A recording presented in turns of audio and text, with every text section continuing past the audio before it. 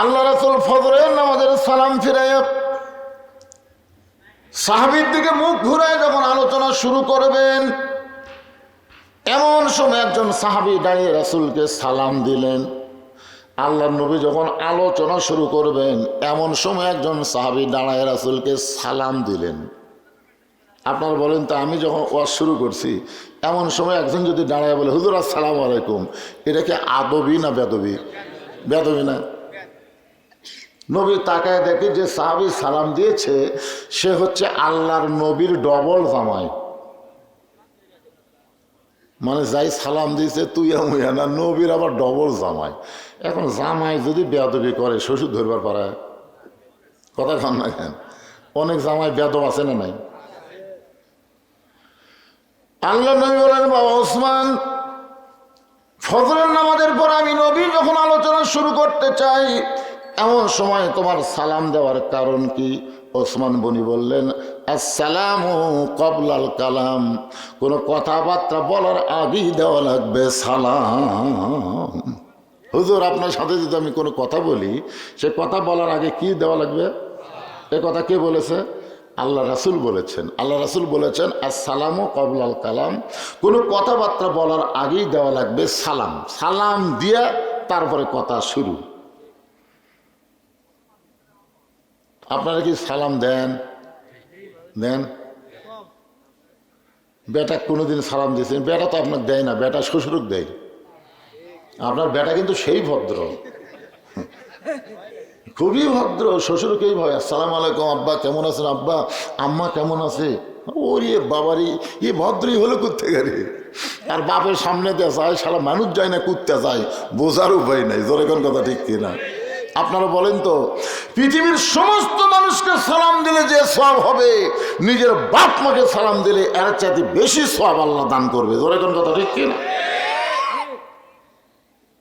ওরে বাবা, ঠিক তো ঠিকই করছে। বাবা সালাম দেশ, এখন থেকে শুরু কর লাগি বাদান, আজ থেকে শুরু করবা সালাম দেওয়া।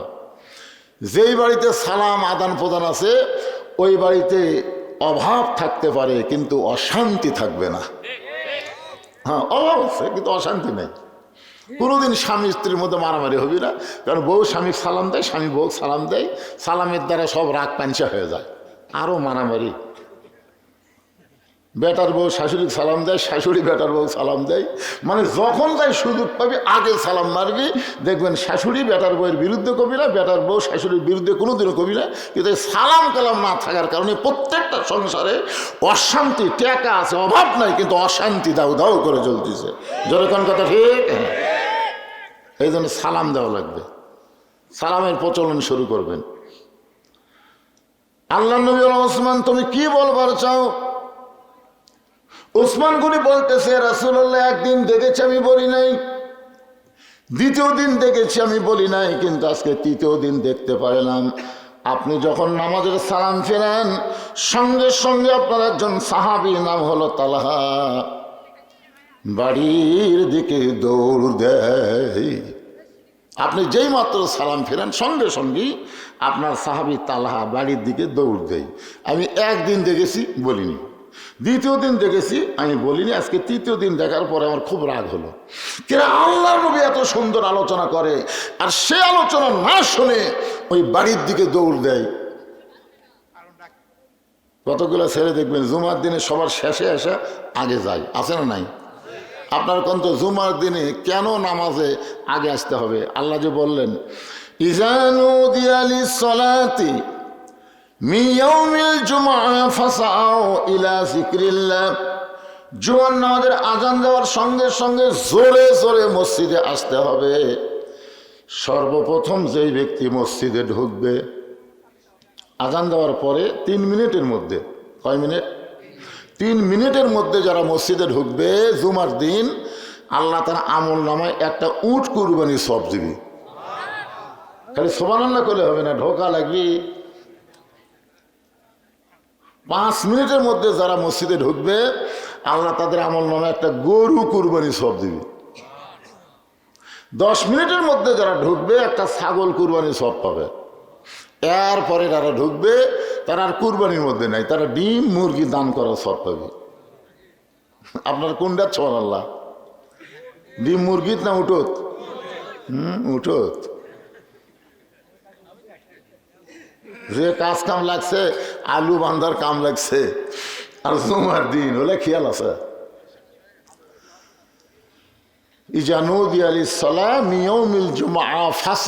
হাঁটাও না দৌড়ানো না, মাঝখানে, মানে হাঁটা দৌড়ানো মাঝখানে। ডায়াবেটিস রুগী হলে যেরকম হাঁটে না, ওই রকম জোরে জোরে মসজিদে যাওয়া লাগবে। হুকুম কার? জুমার নামাজ পড়া কিন্তু কারিবুল ফরজ। জুমার নামাজ পড়া হলো কারিবুল ফরজ, ফরজের নিকটবর্তী, কিন্তু ফরজ না। আর আজান দেওয়ার সঙ্গে সঙ্গে মসজিদে যাওয়া হলো ফরজ। কারণ এটা কার কথা? নবীর কথা না আল্লাহর কথা? তো আল্লাহর কথা মানে কি? তাহলে জুমার নামাজের আজান দেওয়ার সাথে সাথে মসজিদে যাওয়া কি আপনারা জানেন? কথা কয় না রে বাবা। আচ্ছা, কি জন্য কোন তো যে জুমার নামাজের আজান দেওয়ার সাথে সাথে মসজিদে যাওয়া ফরজ কেন? খুতবা সেরে কি শুনবেন, আরবি না বাংলা? কিসের আরবি? বোঝেন আরবি? আরবি শুনবি? বাংলায় যে বক্তব্য দিবে যে হাসিনার পতন হলো, বাংলাদেশ স্বাধীন হলো, সিরিয়ারা আবুল বাশার পলায় গেল, সিরিয়া স্বাধীন হলো, মিশর অতি সত্তর স্বাধীন হবে, ফিলিস্তিন আল্লাহ বাংলাদেশ, ফিলিস্তিন আল্লাহ মুসলমানকে দিয়ে দিবে। ধরে কারণ সুবহানাল্লাহ। এই গুরুত্বপূর্ণ বিষয়ের উপরে ইমাম বক্তব্য দিবে, শ্রোতারা শুনবে, আর সাইজ হবে। কি হবে? ভারত যতই চেষ্টা করুক বাংলাদেশের কোনো ক্ষতি করতে পারবে না। যদি কিছু করবার আসে তাহলে মুসলমানের করণীয় কি, এই বিষয়ের উপরে জুমার দিনে ইমাম সাহেব বক্তব্য দিবে। যদি ইমাম না দেয় সেটা ভিন্ন কথা, কিন্তু বর্তমান প্রেক্ষাপটকে নিয়ে অবশ্যই প্রতি জুম্মায় ইমামকে বক্তব্য দেওয়া লাগবে। জনগণ ঠিক কিনা বলেন? ওসমান গনি বললেন, ইয়া রাসূলুল্লাহ, আপনি যেই মাত্র সালাম ফিরেন সঙ্গে সঙ্গে বাড়ির দিকে দৌড় দেয়। যিনি অভিযোগ করেছেন ওসমান গনি, তিনি হলেন ৩ নম্বর, আর যার বিরুদ্ধে অভিযোগ করেছে তিনি হলেন ৭ নম্বর। কি বুঝলেন? যিনি অভিযোগ করেছে ওসমান গনি, তিনি কয় নম্বর? কিসের ৩ নম্বর? জান্নাতের ৩ নম্বর। আবু বকর, ওমর, ওসমান কয় নম্বর? আর যার বিরুদ্ধে অভিযোগ করছে তিনি কয় নম্বর? আবু বকর, ওমর, ওসমান, আলী, আব্দুর রহমান ইবনে আওফ, জুবাইর, তালহা। এ কয় নম্বর? ৭ নম্বর। মানে 2 জনই আশারে মুবাশশারা। 2 জনকেই আল্লাহ দুনিয়াতে জান্নাতের সার্টিফিকেট দিয়েছে। এই দুনিয়াতে কয়জনকে দিছে?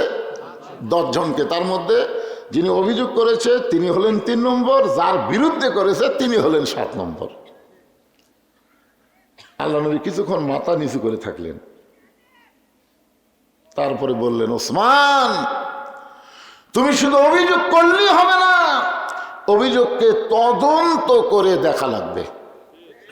দেখছেন, 3 নম্বর জান্নাতি অভিযোগ করছে, তারপরে রাসূল বলতেছে খালি তুমি অভিযোগ করলেই হবে না, তোমার অভিযোগকে তদন্ত করা লাগবে। আর আমাদের বাংলাদেশে গত পরশুদিন এক শয়তান মরছে, নজিবুল বাশার শয়তান। এই শালা শয়তান সাইদি হুজুরের বিরুদ্ধে কিন্তু প্রথম অভিযোগ করছে। জোরে কোন কথা ঠিক কিনা? প্রথম অভিযোগ করেছে আল্লামা সাইদির বিরুদ্ধে। হাসিনা কোনো তদন্তই করেনি, বিনা তদন্তেই সাইদি হুজুরের কেস লিয়ালিস। আপনারা বলেন তো, তদন্তের কথা কোরআনে আছে না নাই? আমি আয়াত পড়ে আপনাকে শোনাবো। তদন্তের কথা আল্লাহ কোরআনেও বলেছে। ভাই জান, মাটির বাড়িতে মোবাইল নেটওয়ার্ক পায় না, পায়? আপনাদের গ্রামত কি মাটির বাড়ি আছে নাকি? আছে? মাটির বাড়িতে কিন্তু মোবাইল নেটওয়ার্ক পায় না। ইমাম সাহেব ওই জানলার কাছে শুয়ে থাকে, মোবাইল হাত দিয়ে বাইর করে থই, কল আসলে লাউড স্পিকার দিয়ে কথা কয়, কারণ কানের কাছে আনলে নেটওয়ার্ক নেই। তো এটা দেখে এক ছেলে বলতেছে, হুজুর আপনি এত বোকা কোত্থেকে হলেন? আপনি 400 টাকাতে একটা মোবাইল অ্যান্টিনা কিনে বাঁশের মাথাতে অ্যান্টিনা ঝুলে দেয়, সেখান থেকে তার না মোবাইলের মধ্যে ঢুকা দেন, আপনি যেটি থাকবেন সেটি নেটওয়ার্ক। তো যুবকের কথা মতো ইমাম সাহেব একটা অ্যান্টিনা কিনে বাঁশের মাথার দিয়ে মোবাইলের পিছনে লেখা দিয়েছে, ওরা এক তেলতলা গোয়েন্দার দেখে বলতেছে হুজুর আবার টিভিও কিনছে। তেলতলা গোয়েন্দার ওটা দেখেই আরে হুজুর আবার টিভিও কিনছে। ওটা কিসের অ্যান্টিনা শালা তেলতলা জানি না, ওই কোনোদিনও মসজিদে যায় না, সেই দিন গেছে যা বলতেছে নামাজ পড়া কি হবে, নামাজ পড়া কি হবে। সবাই বলতেছে এই তুই তো নামাজই পড়িস না। এই জন্যই তো পড়ি না। তোমরা যার পাশে নামাজ পড়ে সেই হুজুর যে টিভি দেখে তোমরা জানো, আমি নিজের চোখে দেখে আসলাম টিভি দেখতেছে। সব মুসল্লি কয় নাউজুবিল্লাহ নাউজুবিল্লাহ। সকলের বাড়িতে ডিশ অ্যান্টেনা আছে, নাউজুবিল্লাহ নাই, কিন্তু হুজুরের বাড়িতে টিভি, নাউজুবিল্লাহ। মানে সবাই চায় হুজুর ভালো হোক, আমরা যা হই তাই। মসজিদের ইমামকে নিয়োগ দেওয়ার জন্য আপনার বহু কিছু দেখেন। ইমামের বইয়ের পর্দা আছে কিনা, ইমাম ঠিক মতো চলাফেরা করে কিনা, ইমামের দাড়ি ঠিক আছে কিনা, টুপি মাথা ঠিক মতো দেয় কিনা। একটা সামান্য মসজিদের নেতার জন্য যদি এত কিছু আপনারা দেখেন, তাহলে সমাজের এমপি যাকে বানাবেন তাকে দেখার দরকার আছে না নাই? জোরে কোন আছে না নাই? তেলতেলার এসে কই ভোট দাও, তেলতেলা।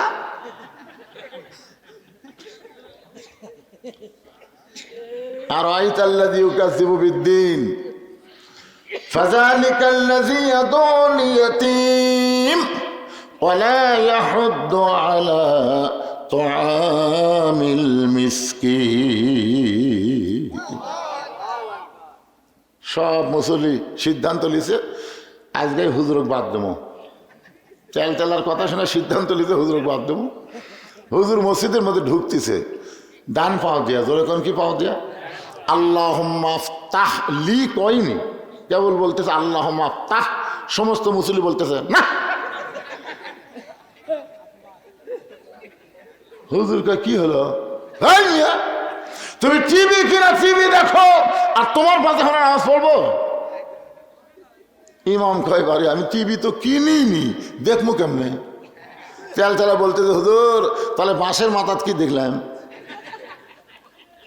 তখন বলতেছে ওটা তো মোবাইল অ্যান্টিনা। তখন সব মুসলিমকে কে রে তুই কি দেখলি আর কি করলি? কই মনে করছিলাম ভাই। মনে করার উপর অভিযোগ করছে আর তদন্ত না করে ইমাম বাদ।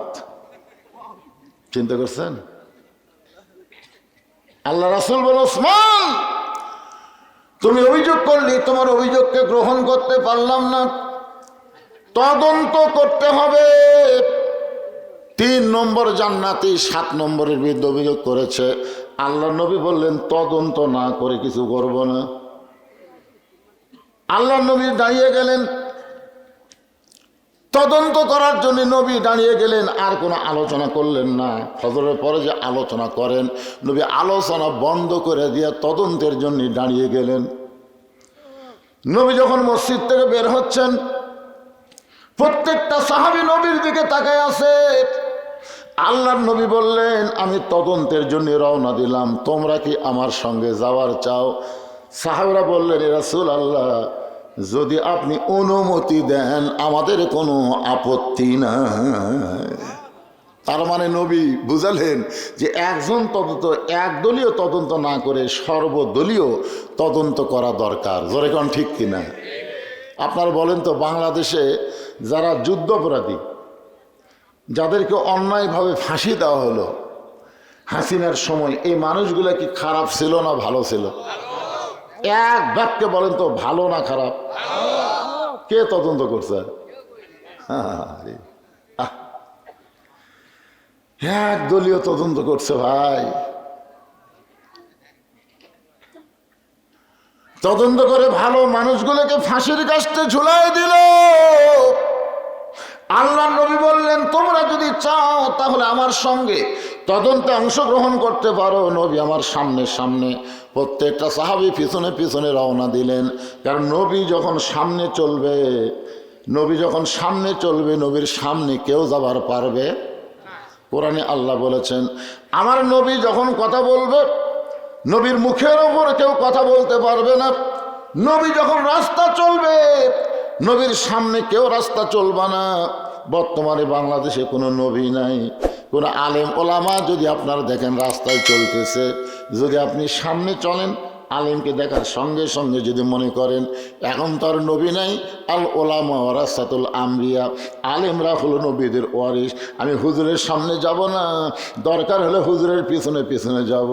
রাসূল বলে একটা আলেমকে সম্মান করে আলেমের পিছনে যদি 2টা কদম তুমি হাঁটতে পারো, আল্লাহ খুশি হয়ে তোমাকে 2টা জান্নাতের মালিক করে দিবে। ইন্নামা ইয়াখশাল্লাহ মিন ইবাদিহিল উলামা, আল্লাহ কোরআনে বলেছেন বান্দা সমূহের মধ্যে আলেম বান্দারাই সবচাইতে আল্লাহকে বেশি ভয় করে। নবীও আলেমদের পক্ষে, আল্লাহ আলেমদের পক্ষে। খালি হাসি না, মুদির কথা শুনে আলেমদেরকে যে হারে নির্যাতন করছে, হারে আল্লামা সাইদি হুজুর কিন্তু বাঁচাই থাকতো ইনশাল্লাহ। আপনারা দেখেননি যেদিন তাকে জেল থেকে হাসপাতাল নিয়ে, সেদিন যে একটা হাসি দিয়েছে, আমার মোবাইলে ভিডিও করে রাখছে, ওটা আমি লোড করে রাখছি। এ হাসি দেখলে মনে হয় একটা জান্নাতি হাসি, জোরে কোন কথা ঠিক কিনা? এইরকম হাসি দিয়ে যে লোকটাকে নিয়ে গেল।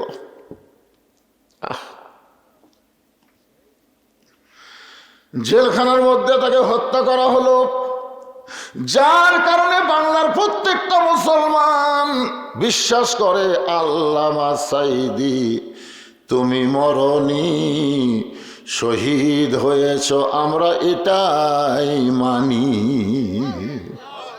আপনারা বলেন তো উনি মারা গেছে, ওনাকে হত্যা করা হয়েছে।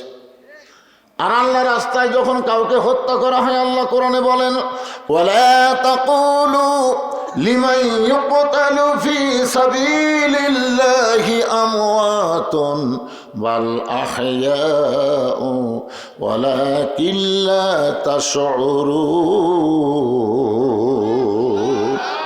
সবাই জবান খুলে আল্লাহু আকবার। আল্লাহ রাস্তায় যাদেরকে হত্যা করা হয় তাদেরকে তোমরা মৃত্যু বলো না, আমি আল্লাহ বলতেছি তারা জীবিত। এখন সাইদি হুজুরকে আপনারা গুরুত্ব দিচ্ছেন না, 100 বছর পর আবু হানিফা রহমতুল্লাহ আলাইয়ের মতন সাইদি হুজুরকেও মানুষ গুরুত্ব দিবে। দরকার ঠিক কিনা? আবু হানিফা রহমতুল্লাহ আলাইকে কিন্তু 20 খিলা মারছে জেলের মধ্যে। কি খিলা? কথা কয় না। সাইদি হুজুরকে পয়জন করে, একই অবস্থা। মনে করতেছেন সেই সময় আবু হানিফাকে মানুষ মনে রাখেনি। এখন কোটি কোটি মুসলমান হানাফি মাযহাব অনুসরণ করে। জোরে কোন কথা ঠিক কিনা ভাইজান? এই ভালো মানুষকে কোনোদিন হত্যা করে শেষ করা যায় না, তারা কিয়ামত পর্যন্ত অমর থাকে। হোসাইন কিয়ামত পর্যন্ত থাকবে, কিন্তু ইয়াজিদ আছে আছে। আপনাকে গোটা ইউনানি খুঁজে দেখেন তো একটা এজিদ পাবেন, এজিদ। কিন্তু প্রত্যেকটা পাড়ায় পাড়ায় হোসাইন আছে না নাই? হক কথা জোরে বলা লাগবে, আছে না নাই?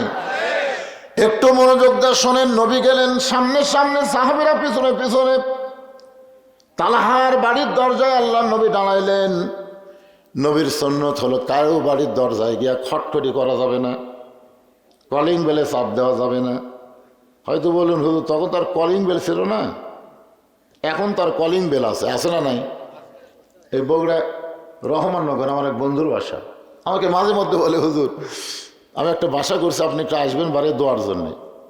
তা আমি একদিন যাও, বাসার বিশাল গেট, সেই গেট দেখে এখন আত্মা খাসা, সোনালি রঙের সেই মশানার গেট। আমি গেটের যা সালাম দিলাম, নবীর সুন্নত আসসালামু আলাইকুম ইয়া আহলাল বাইত। ওই গেটের পাশে একটা পানের দোকান আছে, এই দোকানদার বলতে হুজুর 1 কোটি বার সালাম দেন, কাম হবে না, কারণ আপনি কাক সালাম দিচ্ছেন। তখন আমি নাম ধরে বললাম, কই হুজুর ও সালাম দিয়ে আপনি নিচে আনবার পারবেন? ওই 6 নম্বর দেখেন কলিং বেলের লেখা আছে 1 2 3 4 5 6, এই 6 টিভি মারেন। আমি 6 যে টিভি মারছি ভাই, বিশ্বাস করেন টিভি মারাও সারা, আমি 2 ধাপ দৌড় দেওয়া সারা। মানে ওই 6 টিভি দিলে কুত্তের সাউন্ড, বিদেশি যে কুত্তে আছে এই কুত্তের ঘাউ ঘাউ ঘাউ সাউন্ড। আমি কইলাম টিভি মারা মাত্র বিদেশি কুত্তার সাউন্ড, আমি 2 ধাপ দৌড় মারছি। পানালা খেলে হাসতে থেকে হুজুর দৌড়ান কেন, এটা কলিং বেলের সাউন্ড হুজুর। কেউ কবিতরের সাউন্ড দিছে, কেউ কাউয়ার সাউন্ড দিছে, কেউ কুত্তার সাউন্ড দিছে, এক এক সাউন্ড। আমি বললাম কে রে এত সাউন্ড থাকতে এই কুত্তার সাউন্ড পছন্দ করলো কেন? কিছুক্ষণ পরে দিকে নামে আসে, আমাকে বলতে যে হুজুর আইসেন, আসসালামু আলাইকুম। হুজুর আসেন। আমি কই ভাই যাওয়ার আগে জানতে চাই তুমি কুত্তে পছন্দ করলে কে? দেখো হুজুর ফকিরের অত্যাচার হুজুর। এখন কতগুলো ফকির আছে এরা কলিং বেরো চাপ দিয়ে ভিক্ষা চায়। তা আমি সে বুঝে শুনে কুত্তার সাউন্ড দিছি। প্রথমে একদিন এক ফকির কেবল টিভি মারিছে, কুত্তার সাউন্ড পায় মারছে দৌড়, আর ঝোলার যা চাউল আছে সব পড়ে গেছে। ওই এলাকার যত ফকির আছে সমস্ত ফকিরের কাছে যে 6 নম্বরে যেন মারিস না, 6 নম্বরে কিন্তু কুত্তা আছে। সেদিন থেকে আমাকে আর কোনো ফকির, আমি কইলাম তাহলে যাই ভাই। দেখেছে যাবেন কেন হুজুর? ফকির কইছে 6 নম্বরে কুত্তা আছে। তো তুই তো কুত্তেই, তুই তো মানুষ না। আল্লাহ কোরআনে বলে চাম্মার সাইলা ফারাতানহার, সাইলকারীকে খালি খালি ফিরাইও না। আর তুমি কুত্তার সাউন্ড দিয়ে ফকিরের ঝোলার চাউল ফেলে দিছে। তুমি মানুষ, তুমি একেবারে পুরিয়া কুত্তে। জোরে কোন কি কথা কন না কেন? কি দেওয়া লাগবে? সালাম। আসসালামু আলাইকুম ইয়া আহলাল বাইত। আল্লাহ নবী তালহার বাড়ির দরজায় এসে সালাম দিলেন। প্রত্যেকটা সাহাবী মনে মনে একটু রাগ রাগ ভাব, কারণ ওসমান গনি অভিযোগ করছে ওসমান গনি তার তুইয়া মুয়া সাহাবী না। কয়দিন? জোরে এখন কয়দিন? একদিন দেখেছে কিছুই বলে নাই, 2 দিন বলে নাই, 3য় দিন দেখার পরে বলেছে। এরপরে আল্লাহর নবী হেঁটে হেঁটে তালহার বাড়ির দরজায় সালাম দিলেন। কিছুক্ষণ পর আল্লাহর নবী ডাক দিলেন, তালহা। নবী মনে করেছিলেন সালাম দিলেই তালহা দরজা খুলবে, কিন্তু তালহা যখন বাড়ির দরজা খোলে নাই, এবার নবী একটু রাগ করে ডাক দিলেন, তালহা। তালহা বাড়ির ভিতর থেকে বলতেছে, লব্বাইকা রাসূলুল্লাহ। কিছুক্ষণ পরে তালহা যখন দরজা খোলে না, নবী আবার ডাক দিলেন, তালহা। তালহা সঙ্গে সঙ্গে বলে, লব্বাইকা রাসূলুল্লাহ। কিন্তু তালহা দরজা খোলে না। নবী আবার কিছুক্ষণ পরে ডাক দিলেন, তালহা। সঙ্গে সঙ্গে তালহা বলতেছে, লব্বাইকা রাসূলুল্লাহ। 3বার নবী ডাক দিলেন, প্রত্যেকবারে লব্বাইকা রাসূলুল্লাহ বললেন, কিন্তু দরজা খোলে না। ওমর ফারুক সাহাবীদের মধ্যে সবচাইতে গরম সাহাবীকে? কথা কয় না। আচ্ছা, ওমর যদি সবচাইতে গরম হয় তাহলে সবচাইতে নরমকে? হ্যাঁ, এরা আপনারা জানেন। এর আগে আপনাদের শুনেছি, সবচাইতে নরম হলো আবু বকর, সবচাইতে গরম হলো ওমর, সবচাইতে ধনী হলো ওসমান, সবচাইতে জ্ঞানী হলো আলী। তাহলে 4 জন কয় নম্বর? 4 জনই কিন্তু 1 নম্বর। ওমর ফারুক আল্লাহ নবীর পায়ে হাত দিয়ে বললেন, ইয়া রাসূলুল্লাহ, আপনার জুতার পরশে আল্লাহর আরশ ধন্য হয়ে যায়, আপনার জুতার পরশে আল্লাহর আরশ ধন্য হয়ে যায়। আর আপনি তালহার বাড়ির দরজায় 3বার তালহা তালহা বলে ডাকলেন, এরপরেও তালহা দরজা খোলে না। নিশ্চয়ই তালহা বেয়াদব হয়ে গেছে। আপনার বলেন তো ওমর ফারুক কথার কি মিথ্যা কইছে? হ্যাঁ করেন বারে মিথ্যা। কি কথা কইছে? যে আপনার জুতার পরশে আল্লাহর আরশ কি হয়েছে? যেখান থেকে 70,000 পর্দা, ফেরেশতা জিবরাইলকে আল্লাহ যেখানে ব্রেক করে দিলেন, জিবরাইল আর এক ধাপ সামনে আসলে তোমার অস্তিত্ব পুড়ে হবে ছাই। এখান থেকে নবী একলা আসবে, নবীর সঙ্গে আর কেউ আসতে পারবে না।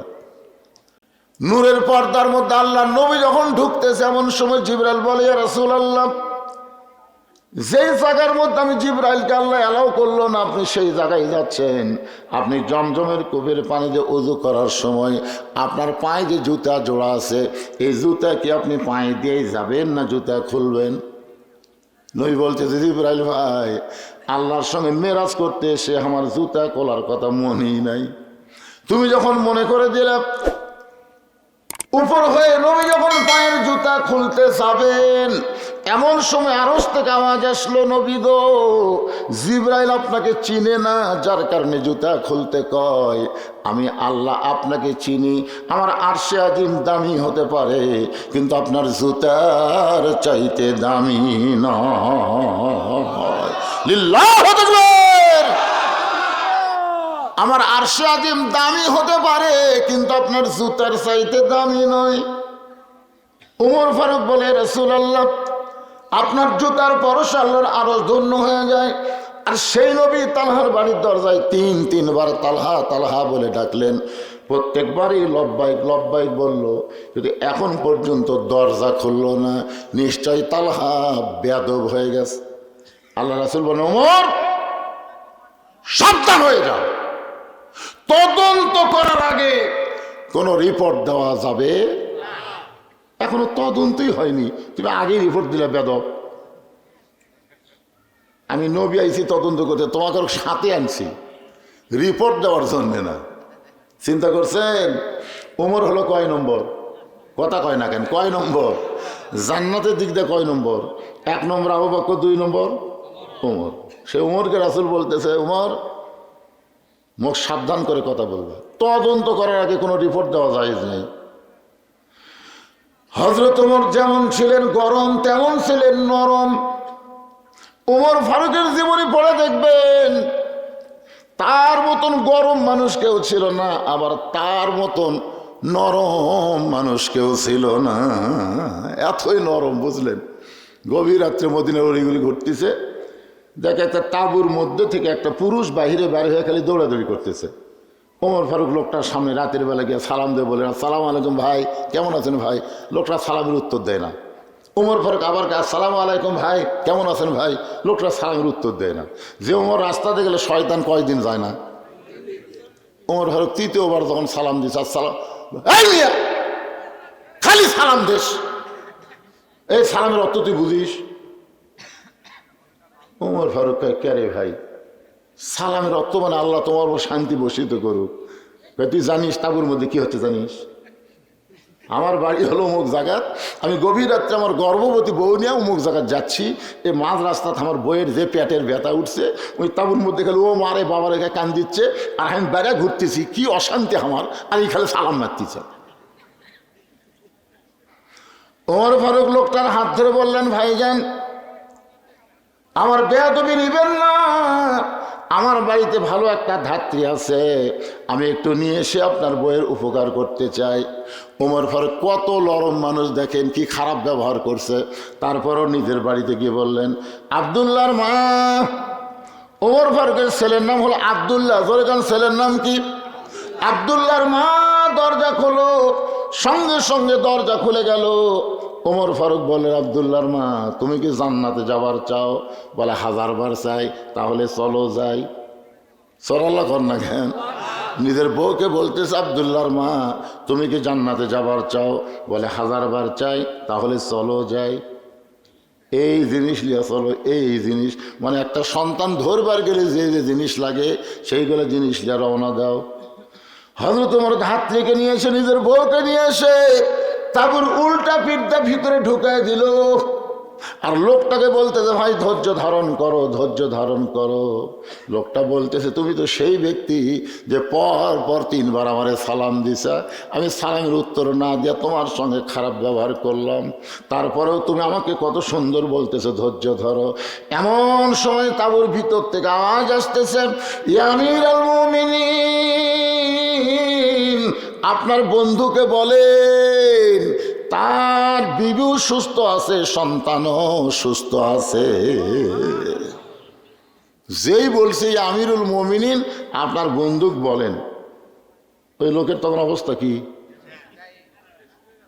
হায় হায় হায়, আপনি হযরত ওমর, আয় আয়, আপনি রাস্তাতে গেলে শয়তান 40 দিন যায় না, আর সেই লোকটার সঙ্গে এত খারাপ ব্যবহার করলাম, আমারে আপনি শাস্তি দেন। ওমর ফারুক চোখের পানি নিয়ে লোকটাকে বুকের মধ্যে নিয়ে বললেন, ভাইজান তুমি শুধু বলো, আমার দায়িত্ব আমি পালন করেছি। আমি যতদিন সাহাবী ছিলাম ততদিন আমি গরম ছিলাম, যেদিন থেকে মদিনার খলিফা হয়েছি সেদিন থেকে আমি আর গরম না, আমি নরমের চাইতেও বেশি নরম হয়ে গেছি।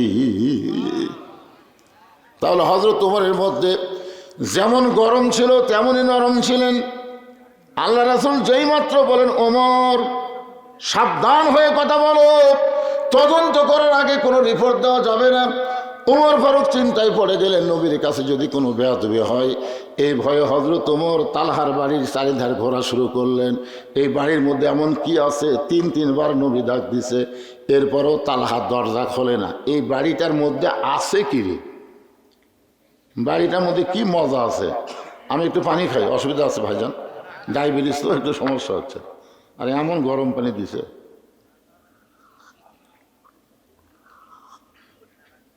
একটু জিকির করেন, লা ইলাহা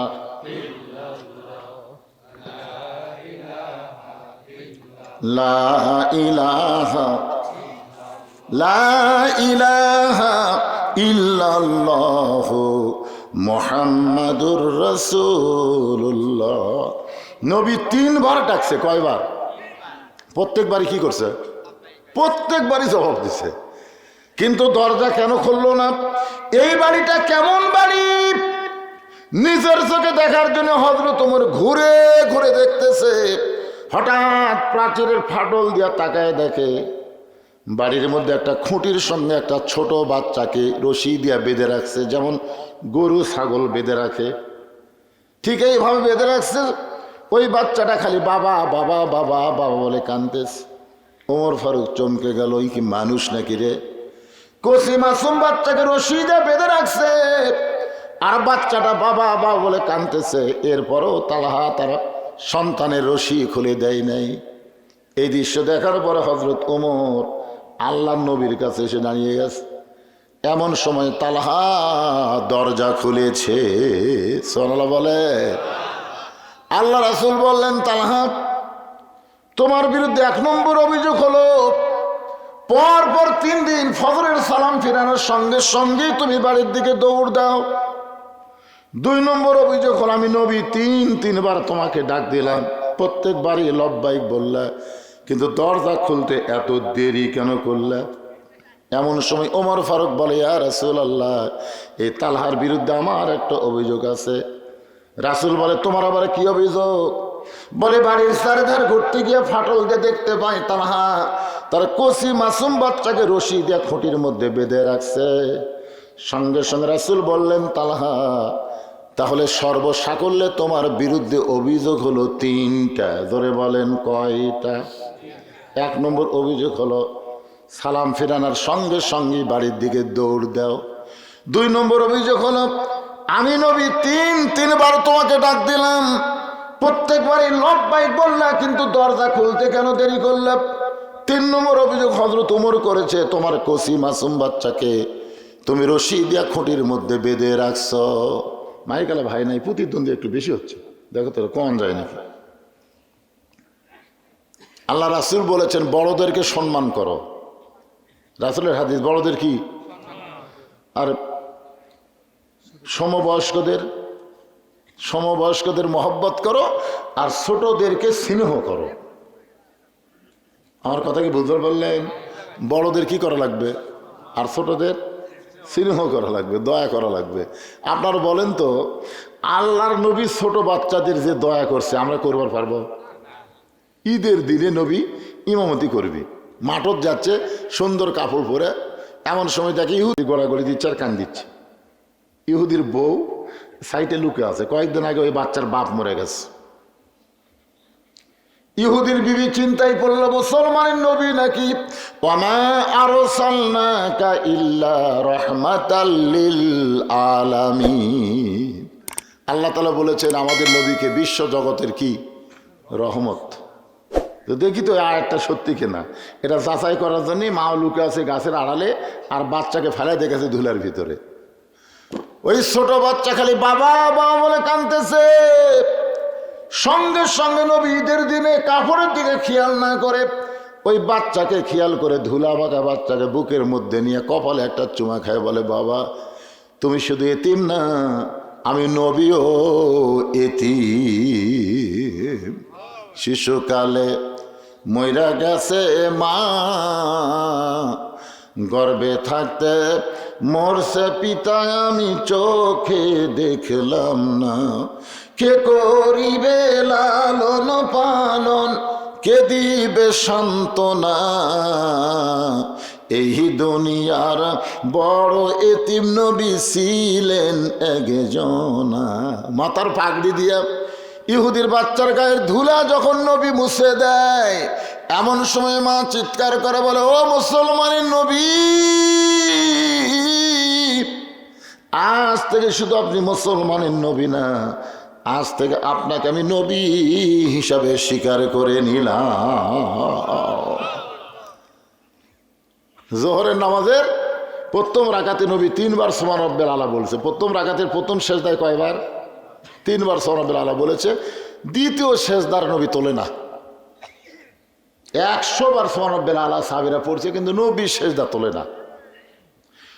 দ্বিতীয় রাকাত ঠিকই বলেছে, তৃতীয় রাকাত ঠিকই বলেছে, চতুর্থ রাকাত ঠিকই পড়াইছে, কিন্তু প্রথম রাকাতের দ্বিতীয় সেজদা এত লম্বা। নামাজ শেষ হওয়ার পরে হযরত ওমর বলতেছে, ইয়া রাসূলুল্লাহ, দ্বিতীয় রাকাতে আপনি এত লম্বা সেজদা দিলেন, আমরা 100 বারের বেশি সুবহান রাব্বিল আলা বললাম, এরপরেও আপনি সেজদা তোলেন না, কারণ কি? বলে, তোমরা সবাই যখন সেজদায় ছিলে, এমন সময় আমার 2টা ছোট্ট নাতি হাসান হোসাইন আমার পিঠের উপর চড়ে বসলো, আমার পিঠের উপরে চড়ে বসলো। আমি যখন ওদের পিঠ থেকে নামাবার চাই, এমন সময় আল্লাহ বলে, হাবিব, হাসান হোসাইন আপনি নবী জানে না, নানা মনে করে আপনার পিঠে বসে আছে, যতক্ষণ ওরা পিঠে থাকবে আপনি সেজদা থেকে মাথা তুলবেন না।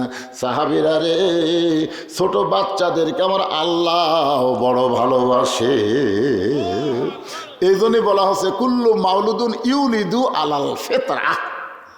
হিন্দুকেও যদি ছোট বাচ্চা হয়, তাকেও তোমরা ঘৃণা করবে না, কারণ ও ছোট মানুষ, যে কোনো সময় ইসলাম গ্রহণ করতে পারে। ধরে কোন কথা ঠিক কিনা কোন? আর ছোট মানুষের কান্দে ফেরেশতা কখন দেয়?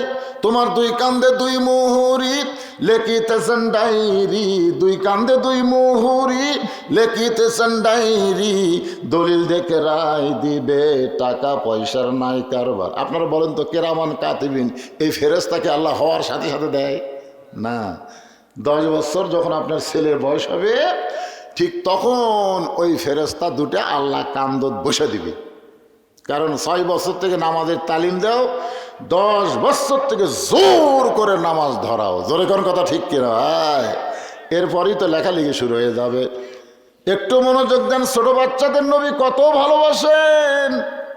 আল্লাহ নবী বলেন, তালহা, উমর যে অভিযোগ করেছে তোমার কচি মাসুম বাচ্চাকে খুঁটির সঙ্গে রশি দিয়ে বেঁধে রাখছো, আমি নবী ছোটদেরকে কেমন ভালোবাসি। রাস্তা দিয়ে যাচ্ছে, মাটিতে গড়ায় গড়ায় হাসান হোসাইন কাঁদতেছে, আর হাসান দাঁড়ায় দাঁড়ায় কাঁদতেছে। 2 ভাই কাঁদতেছে, এক ভাই মাটিতে গড়াগড়ি দিয়ে কান্দে, আর এক ভাই দাঁড়ায় দাঁড়ায় কান্দে। রাসূল বললেন, তেরে হোসাইন, তুইও কান্দিস, হাসানও কান্দিস, ব্যাপার কি? বলেন, না না, কিছুক্ষণ আগে এক ব্যক্তি ঘোড়ার পিঠে চড়ে গেছে, তখন থেকে আপনার হোসাইন ঘোড়ার চড়ার বায়না শুরু করছে। এখন বলেন, না না, আমি হোসাইন ঘোড়া কোথায় পাই? আমি বড় ভাই হয়েছি বেকায়দায়। রাসূল বললেন, তুই কি বলতে পারিস না বাড়ির মধ্যে ঘোড়া আছে?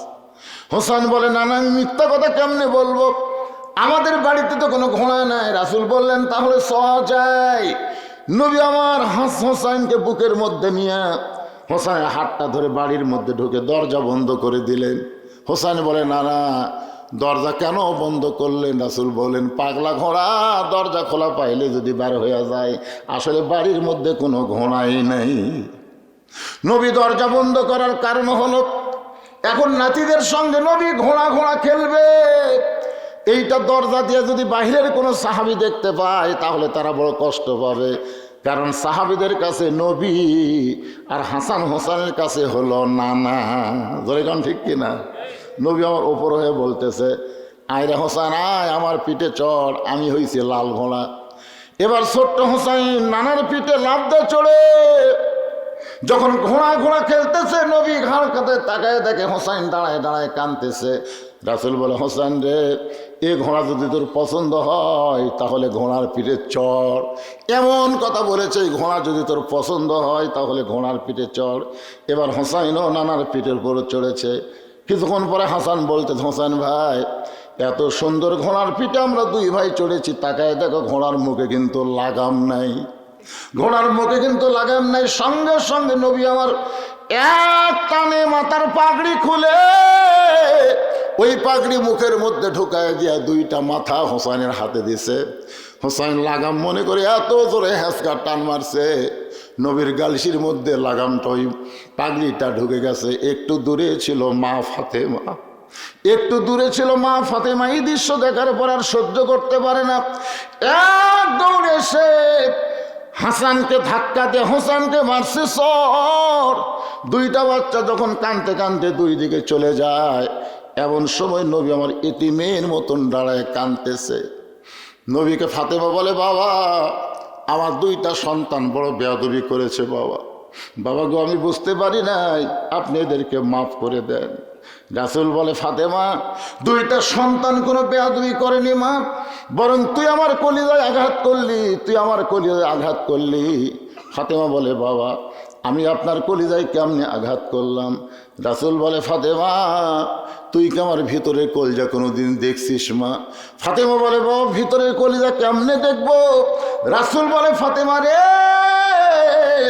আমার কলিজা হলো হাসান হোসাইন, আমার হাসান হোসেনকে যে কষ্ট দেয় ওই কষ্টটা লাগে আমার কলিজায়। রাসূল বলে, তালহা আমি ছোট বাচ্চাদেরকে, সে মুসলমান হোক নাতি হোক আর ইহুদির বাচ্চা হোক, সব বাচ্চাকে আমি নবী স্নেহ করি, দয়া করে ভালোবাসি। আর তোমার কচি মাসুম বাচ্চাকে তুমি কেন খুঁটির সঙ্গে রশি দিয়ে বেঁধে রাখছো? তালহা বলতেছে, রাসূলুল্লাহ তিনটা অভিযোগ করেছেন, তিনটা অভিযোগকে উইথড্র করতে গেলে আপনি শুধু বললে হবে না, আমাকে বলার সুযোগ দেওয়া লাগবে। যেরকম ঠিক কিনা? হুজুর আপনি খালি নবী বলে যাবেন, তাহলে আমাকে সুযোগ দেবেন না? রাসূল বলে, ঠিক আছে বলো। বলে, হুজুর ওসমান গনি যে অভিযোগ করেছে যে পরপর 3 দিন, আসলে পরপর 3 দিন না, পরপর কয়েক সপ্তাহ। ওসমান গনি কয়দিন দেখছে? আসলে 3 দিন না, কয়েক সপ্তাহ হলে আমি আমল করতেছি, আপনি সালাম ফিরালেই বাড়ির দিকে দৌড় দিই। সব সাবি চুম করছে, ওরে বাবা রে, আমারও মনে করছে 3 দিন, তো আরও মারাত্মক। রাসূল বললেন, ঠিক আছে তুমি কয়েক সপ্তাহ সালাম ফিরালেই বাড়ির দিকে দৌড় দাও কেন? বলে, হুজুর এই যে আমার গায়ে যে কাপড় দেখতেছেন, এই যে আমি যে কাপড় পরে দরজা খুলেছি, এই একটা কাপড় ছাড়া আমার বাড়িতে দ্বিতীয় কোনো কাপড় নাই যে কাপড় পরে আল্লাহ রাসূলের সামনে দাঁড়ান যায়। আপনারা বলেন তো, আল্লাহ রাসূলের সামনে দাঁড়ানোর কাপড়ের দরকার আছে না নাই? কোন কাপড়? আপনার যে মসজিদে যান কোন কাপড়? হ্যাঁ না, পাঞ্জাবি পায়জামা না, লেবাসুত তাকওয়া। যেই পোশাক পরলে আল্লাহর ভয় কলিজার মধ্যে থাকে সেই পোশাক পরা লাগবে। এমন একটা টাইট ফুল প্যান্ট পরছে, তারপর একটা এই টিকনা ঢাকা একটা শার্ট গাওয়াত দিছে। আপনি বলেন তো, টাইট ফুল প্যান্ট টিকনা ঢাকা শার্ট গাওয়াত দিয়ে রুকুর থেকে যখন শেষ দাঁত গেছে, ওর যে ভিতরের যন্ত্রগুলো আছে বাইরে থেকে বোঝা যায় না, পিছন দিকে টেপা হয়ে ফুলে ওঠে, কথা কন না কেন বাইরে? তো ওর 2 নম্বর কাতারে যাই আছে, ওই যন্ত্র দিকে মুখ পড়ার সাথে সাথে তো কেবলা পরিবর্তন হয়ে গেছে। এই জন্যে শার্ট গাউত না দিয়ে যদি পাঞ্জাবি পরতেন, পাঞ্জাবি পরলে ওইটা যদি টেবার লাল ফুলে ওঠে, পাঞ্জাবি যদি পাশার মধ্যে পড়ে আর দেখা যাবে। এই জন্যে লেবাসুত তাকওয়া, এমন একটা পোশাক পরা লাগবে যে পোশাক পরে আল্লাহ নবীর সামনে দাঁড়ানো যায়। তালহা বলতেছে, ইয়া রাসূলুল্লাহ আমি মাটির একটা গর্ত করেছি, মাটির একটা গর্ত করে যেমন তেমন কাপড় পরায়া আমার বউকে মাটির গর্তের মধ্যে নামায় দেই, বউকে মাটির গর্তের মধ্যে নামায় দিয়ে এই কাপড় পরে আপনার পিছনে ফজরের নামাজ পড়তে যাই। ওগো আল্লাহর নবী, ফজরের নামাজ পড়ার পরে যদি আপনার আলোচনা আমি শুনতে চাই, তাহলে আমার বউয়ের ফজরের নামাজ নষ্ট হয়ে যাবে। এই জন্য এক দৌড়ে এসে আমি যেমন তেমন কাপড় পরে এই গর্তের মধ্যে নামি, আর এই যে কাপড় পরে দরজা খুললাম, এই কাপড়টা আমার বউকে আমি দিয়ে দিই। আমার বউটা এই কাপড় পরে যখন আল্লাহর নামাজ পড়ে আল্লাহর কাছে কাঁদতেছে, এমন সময় আপনি এসে আমাকে তালহা তালহা তালহা বলে ডাকতেছেন। ওগো আল্লাহর নবী, প্রত্যেকটা ডাক কিন্তু আমি লব্বাইক বলেছি, কিন্তু আমি দরজা খুলতে পারি নাই, কারণ এমন একটা কাপড় আমার পরনে ছিল যে কাপড় পরে দরজা খুলতে শরম লাগে। ওগো আল্লাহর নবী, আমার বউকে আমি টান দিয়ে হেঁচকা দিয়ে গর্তের মধ্যে নামাবার পারি না, কারণ বউটা তখন আল্লাহর কাছে, জোরে কনকার কাছে। আমার দরজায় নবী ডাকতেছে, বউটা আল্লাহর কাছে ধর্ণা দেয়া হাত তুলে মোনাজাত করে কাঁদতেছে। যখন আমার বউটা নামাজ শেষ হয়ে গেল, মোনাজাত শেষ হয়ে গেল, আমি বউটাকে গর্তের মধ্যে নামায় দিয়া যেমন তেমন কাপড় পেঁচাইয়া ওই বইয়ের শরীর থেকে কাপড় করে সেই কাপড় পরে আপনার জন্য দরজা খুললাম। এই কারণে এই দরজা খুলতে আমার দেরি হয়ে গেছে। রাসূল বলল, তালহারে, এক উত্তরে দুইটা অভিযোগ খণ্ডন হয়ে গেল। সুবহানাল্লাহ বলেন না কেন? ওসমান গনি যে অভিযোগ করেছিল এবং নবী যে বললেন দেরি কেন করলা, দুইটা অভিযোগ খণ্ডন হয়ে গেল। ও তালহা, তোমার কচি মাসুম বাচ্চাকে তুমি রশি দিয়ে খুঁটির মধ্যে বেঁধে রাখছো, কারণ কি? তালহা বলতেছে, ইয়া রাসূলুল্লাহ, আমি আমার সন্তানকে অত্যন্ত ভালোবাসি। সুবহানাল্লাহ কোন? আমি আমার সন্তানকে অত্যন্ত ভালোবাসি। আল্লাহ কোরআনে বলেছে, ইন্নামা আমওয়ালুকুম ওয়া আওলাদুকুম ফিতনা, নিশ্চয় তোমাদের সম্পদ আর সন্তান হলো বিপদের কারণ। জোরে বলেন, এই কথা কে কইছে? আল্লাহ। জোরে বলেন, কে? কি বলতেছে? ইন্নামা আমওয়ালুকুম ওয়া আওলাদুকুম ফিতনা, নিশ্চয় তোমাদের সম্পদ আর সন্তান হলো বিপদের কারণ। আজকে আল্লাহ যে সম্পদ আমাদেরকে দিছে, আপনার সত্যি করে বলেন তো সম্পদের মালিককে? আরে ভাই, একটু অন্তর থেকে বলেন তো। আমরা মুখে মুখে অনেক কথা কই, কিন্তু অন্তরে সেটা মেনে নিবে চাই না। সত্যি করে অন্তর থেকে বলেন তো সম্পদের মালিককে? আরো জোরে, জোরসে বলুন। জোর হলো না, আরো জোরে। সত্যি যদি সম্পদের মালিক আল্লাহ হয়, আমরা বিশ্বাস করে দুই হাত তুলে আল্লাহকে দেখাবো। দেখি দেখি কারা বিশ্বাস করে হাত তুলছেন। লিল্লাহি আকবার, হাত নামান, হাত নামান। মাশাআল্লাহ। তাহলে আপনাদের পকেটে যে টাকা আছে, এই টাকার মালিককে? এখন আল্লাহ যদি মালিক হয়, আল্লাহ নবীর এতিম মাদ্রাসায় একটা করে কোরআন শরীফ আপনাকে দেওয়া লাগবে। কয়জন ছাত্র আছে এখানে? কয়টা? সব মিলে কয়টা? 30-35 জন ছাত্র এ মাদ্রাসায় সব মিলে। মাশাআল্লাহ, আর একটা কোরআন শরীফ বাবদ 500 টাকা পাওয়া গেছে। আল্লাহ দানকে কবুল করেন, আল্লাহুম্মা আমিন। হয়ে গেছে 21টা, আর মাত্র 14টা। আর মাত্র 14 জন আল্লাহর বান্দা 500 করে টাকা দিবেন। যদি কেউ মনে করে হুজুর আমার বাপ মা দুইজনই কবরে গেছে, বাপ মার জন্য 1000 টাকা দিলাম, এরকম নিয়ত করে দান করেন বাজান। দুনিয়ার সবচাইতে বড় দান নবীর মাদ্রাসায় একটা কোরআন দান করবেন। 500 টাকা দিলি একটা কোরআন দানের সওয়াব আল্লাহ দিয়া দিবে। আল্লাহ নবী বললেন, তালহা, তোমার কসি মাসুম বাচ্চাকে তুমি অত্যন্ত ভালোবাসো। উমর ফারুক বলে, ইয়া রাসূলুল্লাহ, এই ভালোবাসাই তো হলো নিজের সন্তানকে রশি দিয়ে খুঁটির মধ্যে বান্ধা রাখা। রাসূল বলে, ওমর, তুমি কথা বলো না, তালহার কাছ থেকে শুনতে চাই, তালহা তার বাচ্চাকে কেমনে ভালোবাসে। ভালোবাসার বহিঃপ্রকাশ হলো চুমু খাওয়া, বুকে নেওয়া, কান্দে নেওয়া, তাই না? আমার বাবাকে আমি ভালোবাসি, কানলি মোবাইল চালু করে দেই, আমার বাবা আর কান্দে না। আমার বাবুকে এত ভালোবাসি, মোবাইল ছাড়া আমার বাবু ভাত খায় না। নাই? আমার বাবু হুজুর সেই বাবু, মোবাইল না দিলে ওই খাই না। যখন ভাত খায় না, কান সারতে একটা চড় মারল আর মোবাইল দেখতে। যারা সন্তানকে ভালোবাসে তারা দুনিয়ার জন্য ভালোবাসে না, তারা জান্নাতের জন্য ভালোবাসা লাগবে। জোরে কোন কথা ঠিক কিনা? দুনিয়াতে ভালোবাসা, বাড়ি গাড়ি সয় সম্পত্তি করে দিলেন, আপনি মরে গেলেন, ওই টুটু কোম্পানির ম্যানেজার হলো, ওই ভালোবাসার কাম হলো। আপনি কবরে বসতে বুঝবেন ঠেলা কাক কয়। যারা সন্তানকে প্রকৃত ভালোবাসে, শোনেন তাদের কথা। তালহা বলতেছে, রাসূলুল্লাহ, এই যে আমার বাড়ির দরজায় একটা খুরমা খেজুর গাছ দেখতেছেন, এই যে আমার বাড়ির দরজায় একটা খেজুর গাছ দেখতেছেন গো নবী, এই গাছটার মালিক হলো একজন ইহুদি। আজ কয়েকদিন হলো খেজুরে পাক ধরেছে, রাতের বাতাসে ওই পাকা খেজুরগুলো টপ টপ করে গাছের গোড়ায় পড়ে। ওগো আল্লাহর নবী, আমি আপনার পিছনে ফজর নামাজ পড়তে যখন যাই, যাওয়ার সময় চিন্তা হয় আমার সন্তান যদি চেতন পায়, আর চেতন পাওয়ার পরে ওই সকালবেলা বের হয়ে ইহুদির গাছের খুরমা খেজুর কুড়া কুড়া যদি খায়, আমি একজন মুসলমান, আমার সন্তান ইহুদির গাছের খেজুর খাবে, এটা কখনোই আমি কল্পনা করতে পারি না। ওগো আল্লাহর নবী, আমার মন বলল ওকে মসজিদে নিয়ে যায়, কিন্তু তার বয়স হলো মাত্র 4 বছর। জোরে কোন কয় বছর? 4 বছরের বাচ্চাকে কান্দে করে যখন মসজিদ দিকে রওনা দিলাম, আমার ইমান বলতে তালহারে রাসূল কিন্তু বলেছেন 6 বছর থেকে নামাজের তালিম দিবে। 4 বছরের বাচ্চাকে মসজিদে যদি নিয়ে যায়, আর আমরা যদি নামাজ পড়িয়ে যদি নামাজ নষ্ট করে দেয়, কারণ ছোট বাচ্চারা মসজিদের মধ্যে যাবে কিন্তু একটা বয়স হলে যাওয়া লাগবে, একেবারে ছোটো মোটো খাটো নিয়ে যাওয়া চলবে না।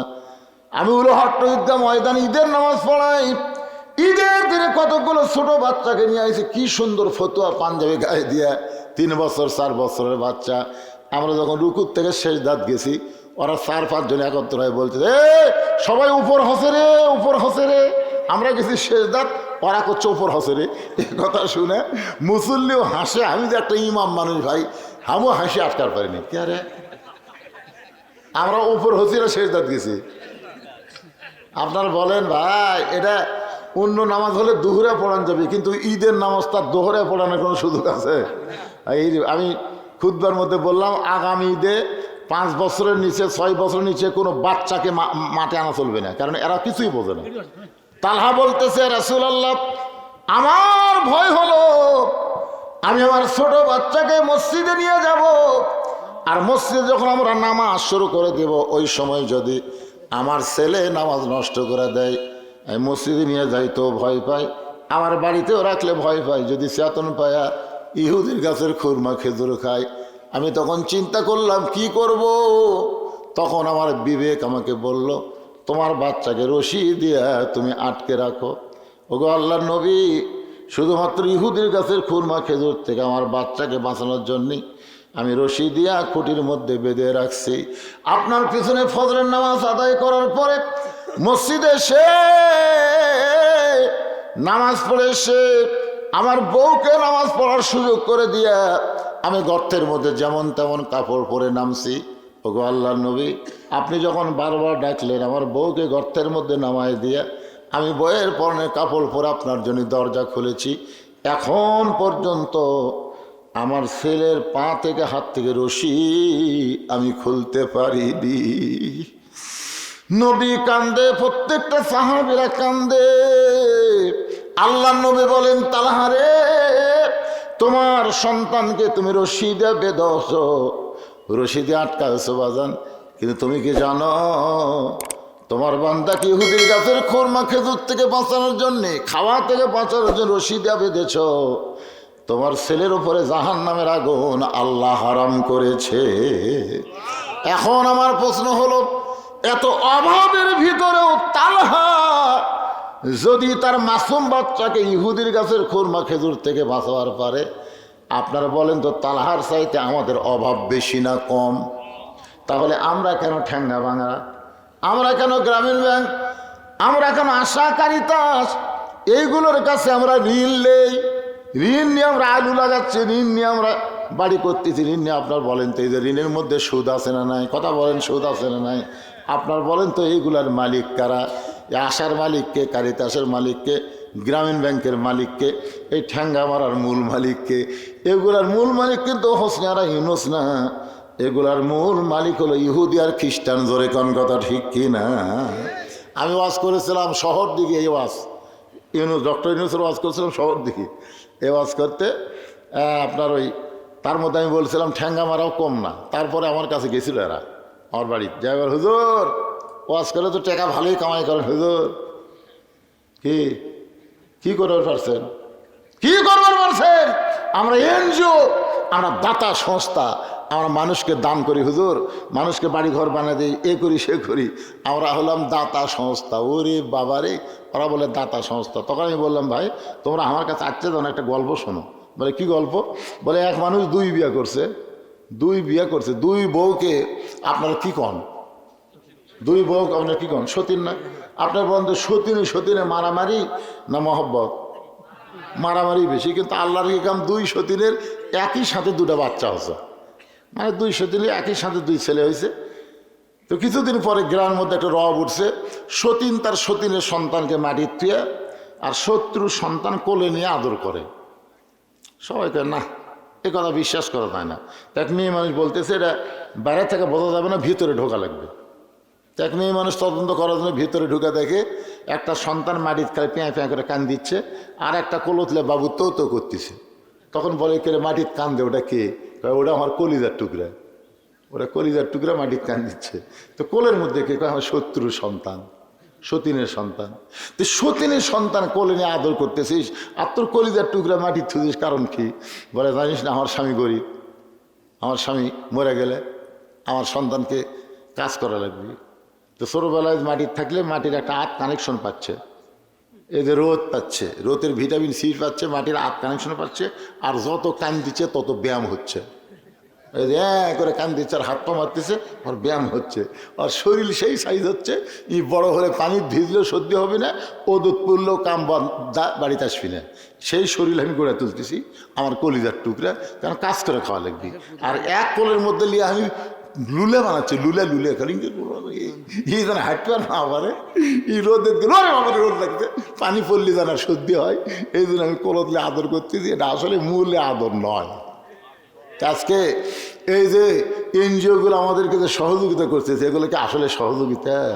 এগুলো আমাদের ইমান আমল হরণ করার চেষ্টা করতেছে। যখন কথা ঠিক কিনা? দরকার হলে ইহুদি, খ্রিস্টান, বৌদ্ধ, ভারতের হিন্দুদের থেকে আমরা ফিরে আল্লাহর কাছে আসবো। ফালিয়াবুদু রাব্বা হাযাল বাইত আল্লাযী আত'আমাহুম মিন জু'ইন ওয়া আমানাহুম মিন খাউফ। আল্লাহর ঘরের আমরা ইবাদত করব, আল্লাহর ইবাদত করব, নামাজ পড়ব, যাবতীয় রিজিকের ব্যবস্থা করবেন কে? বিশ্বাস করে বলেন, করবেন কে? আল্লাহ। আর সমস্ত ভয় ওই ভারতের যতই পরিকল্পনা থাক, যতই চেষ্টা করুক, বাংলার 1 ইঞ্চি বাড়ি দখল করতে পারবে না, কারণ ওদের ভগবান আমাকে আল্লাহর কাছে কিছুই না। জোরে কোন কথা ঠিক কিনা? ওই ভগবান আমাকে আল্লাহর কাছে খাড়া হতে পারবে? ভগবানের কি আছে রে? ভ বাদ দিলে গবানের অর্থ নাই, গবানের গ বাদ দিলে বান মানে বুন্নে, কেউ চায় না। বা বাদ দিলে নো মানে ভগবান নেই। আর আমাকে আল্লাহর খবর জানেন, আল্লাহু লা ইলাহা ইল্লাহুল হাইয়ুল কাইয়ুম। মন যদি চায় আলিফ বাদ দেন লিল্লাহি মা ফিস সামাওয়াতি ওয়াল আরদ। আবার যদি মন চায় আরেকটা লাম বাদ দেন, লাহুল মুলকু ওয়া লাহুল হামদ। আবার যদি মন চায় আরেকটা লাম বাদ দেন, হুয়াল্লাহুল্লাযী লা ইলাহা ইল্লাহু। আপনারা বলেন তো, আমাকে আল্লাহ সব কিছু বাদ দিলে আল্লাহ বাদ করছে? আমরা সে আল্লাহ বিশ্বাস করি। ওই কয়েকদিন 2 দিন আগে মিঠুন চক্রবর্তী, যাকে আমরা ফাটা কেষ্ট করি, ধরে কেন কি কেষ্ট? ফাটা কেষ্ট। এই শালা ফেসবুকে স্ট্যাটাস দিয়েছে বাংলাদেশ দখল করতে নাকি 15 দিনও লাগবে না। আমি আমাদের যুবকদের বলবো, 3 পা হাতে লাঠি বানাও, আসবি, আমরা লাঠি দিয়ে ঠাসা ধরবো, খুর দিয়ে কাটে পোলটা দেবো। ধরে করার কথা ঠিক করে পোলটা দেওয়া বোঝেন না, ওর কি জিনিস তো মাল বড় হয়ে গেছে, তো এখন একে খুর দিয়ে কাটে এরকম পোলটা দেওয়া লাগবে। শালারা বাংলাদেশে ঢুকতেছে, হামাকের বিরুদ্ধে লড়ার লাগবে। আল্লাহ ভাগ্য করে আমরা একটা ইউনুস পাইছি। ধরে এখন কি ভাই, ইউনুস বোঝেন না? আপনার ইউনুস বোঝেন না? বিপদের সময় কোন দোয়া পড়বেন? ইউনুস নবীরে খাইল মাছেতে গিলিয়া, ফেরেশতা পাঠাইলেন আল্লাহ ইসমে আজম দিয়া। দমে দমে সে হরদম পরে সে ইসমে আজম, মাছেরই উদর হইতে বাঁচাইলে প্রাণ। সবাই বলেন আল্লাহু আল্লাহু, তুমি জাল্লে জালালুহু, শেষ করা তো যায় না গিয়ে তোমার গুণগান। আল্লাহ আমাদের সবাইকে ফজরের নামাজ, বলেন সবাইকে ফজরের নামাজ জামাতের সঙ্গে আদায় করার তৌফিক দান করুক। সকলে বলে আমিন। পড়বেন না ভাইজান? সারা রাত ওয়াজ শুনে ফজর কাজা করলে বক্তাও পিটন খাবি, মাহফিল কমিটিরাও খাবি, আপনারাও খাবেন।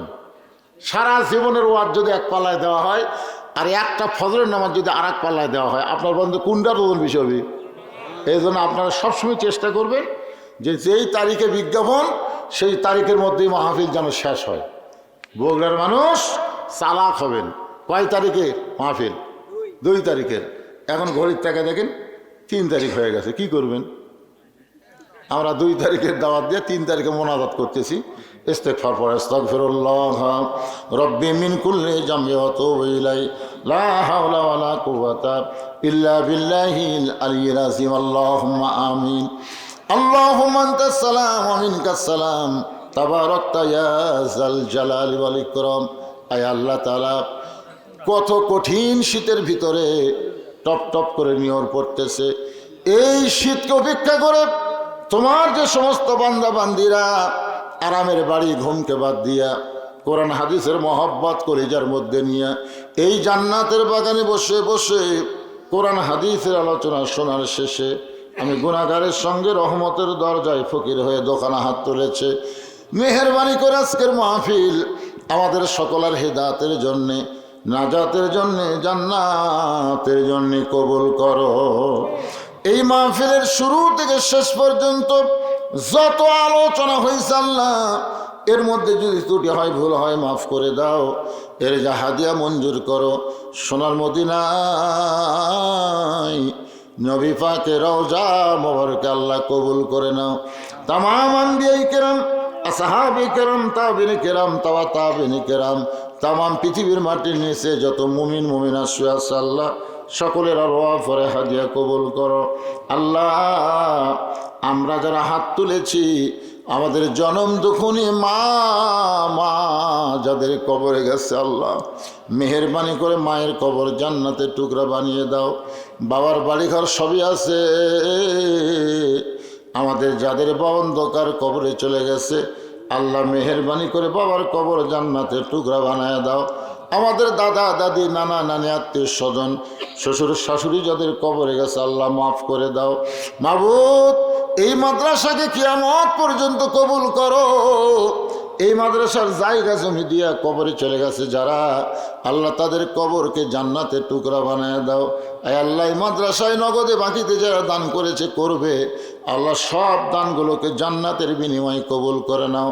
এই মাদ্রাসার ম্যানেজিং কমিটির সভাপতি, সহসভাপতি, এই মাদ্রাসার সেক্রেটারি, মাদ্রাসার কেশিয়ার, মাদ্রাসার মুহতামিম, মাদ্রাসার ওস্তাদ, মাদ্রাসার তালবে ইলম যাদের মাথায় পাগড়ি দেওয়া হলো আল্লাহ, সকলকেই জান্নাতি কবুল করো। আল্লাহ, এই টপ টপ করে নিয়র পড়তেছে আল্লাহ, কঠিন শীতে তোমার পাগল বান্দারা ল্যাপ তোষক বাদ দিয়ে খেলের মধ্যে বসে আমিন আমিন করে।